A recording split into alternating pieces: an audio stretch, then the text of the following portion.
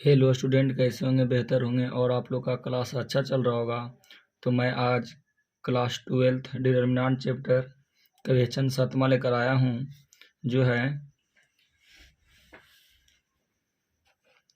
Question 7वां है -a² ab ac ba b² bc ca cb c² बराबर 4a² b² c²। तो ये हमारा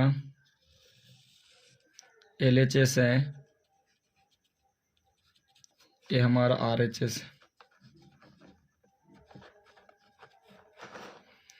तो चलते हैं LHS से।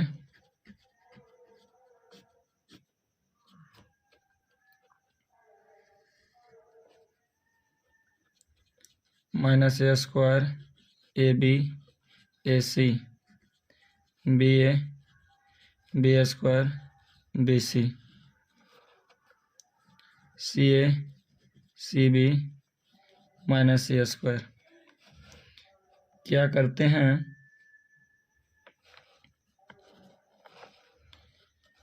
R1 R2 और R3, R1 R2 और R3 से A B और C उभयनिष्ठ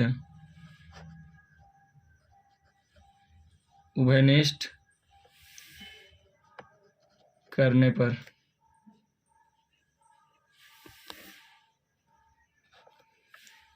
यहाँ से R1 से AR1 है, AR2 है, AR3 है। R1 से A निकालेंगे, R2 से B निकालेंगे, R3 से C निकालेंगे, तो हमारा बच जाएगा A -A B A B, यहाँ C बचेगा, यहाँ C बचेगा, यहाँ से B निकला, यहाँ C बचेगा, यहाँ से A B -C। अब क्या करना है, C1 C2 और C3 से A B और C उभयनिष्ठ करने पर, उभयनिष्ठ करेंगे तो यहाँ से निकल जाएगा A B C, निकल जाएगा तो बचेगा -1 1 1 1 1 1 1 1 -1। अब क्या करते हैं, थोड़ा सा ध्यान दीजिए। A से A में गुना होगा तो A², B से B में गुना होगा B², C से C में गुना होगा C²। अब क्या करते हैं,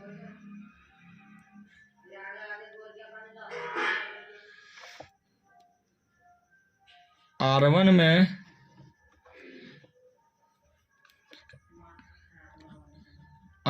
कर रहे हैं, R1 में कर रहे हैं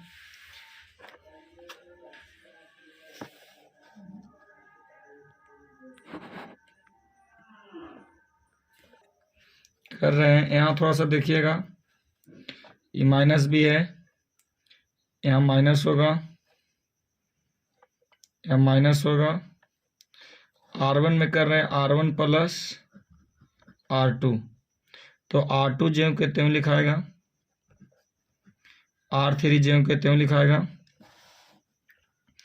R1 में किए हैं R1 प्लस R2, तो R2 ज्यों के त्यों लिखाएगा, R3 ज्यों के त्यों लिखाएगा। R1 में R1 प्लस R2 कर रहे हैं, तो -1 और प्लस जोड़ेंगे, -1 और प्लस जोड़ेंगे, प्लस माइनस क्या हो गया, खत्म। यहाँ हमारा 0 बचेगा, यहाँ भी प्लस माइनस 0 हो जाएगा। यहाँ जोड़ेंगे तो 1 और 1 क्या हो जाएगा, R1 1 है, R2 2 है, तो 1 1 जोड़ेंगे तो क्या आ गया 2। अब क्या करते हैं, R1 के सापेक्ष विस्तार करने पर, R1 के सापेक्ष विस्तार करेंगे तो a² b² c² चलना पड़ेगा, प्लस माइनस प्लस, तो हमारा 0 हो जाएगा। इसको लेंगे तो -1 1 1 -1। अब देखेंगे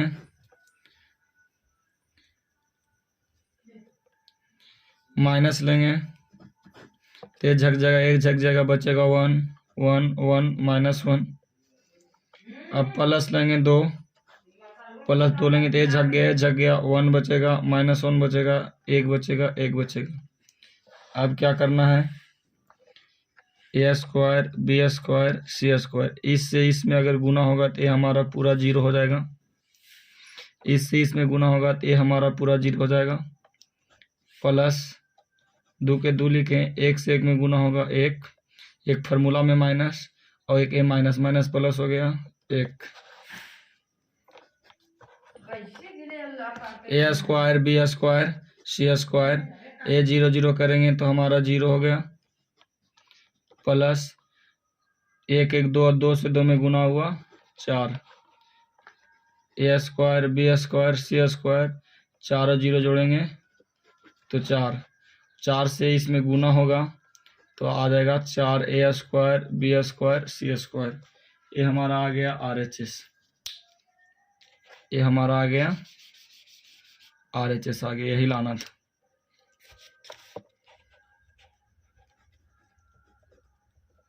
RHS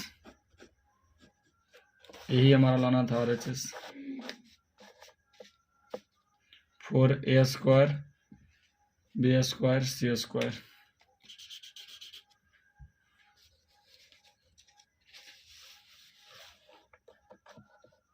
अगला क्वेश्चन देखते हैं। क्वेश्चन है 8 का फर्स्ट, ये हमारा LHS है, ये हमारा RHS। LHS से चलते हैं,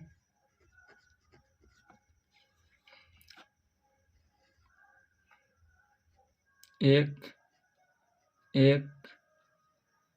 A B C, a² b² c²। अच्छा देखिए, कुछ नहीं है, कुछ नहीं करना है, इसमें कर रहे हैं सब फर्स्ट में R1 में कर रहे हैं R1 माइनस R2, R1 में R1 माइनस R2 किए हैं तो हमारा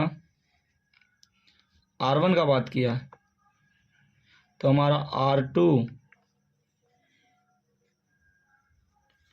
और R3 ज्यों के त्यों लिखाएगा, और एक में से एक जाएगा तो 0 a minus b a² minus b², यानी यहाँ देखेंगे थोड़ा सा विस्तार करेंगे तो 0 आया, 1 आया, 1 आया, a minus b b² minus b² का फॉर्मूला क्या होता है, a माइनस b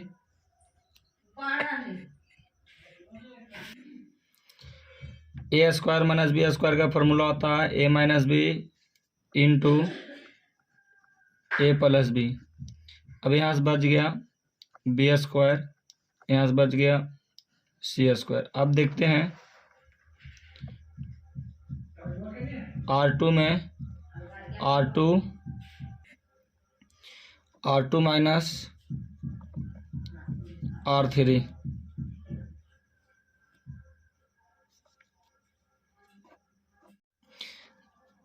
तो हमारा R1 ज्यों के त्यों लिखाएगा 0 a माइनस b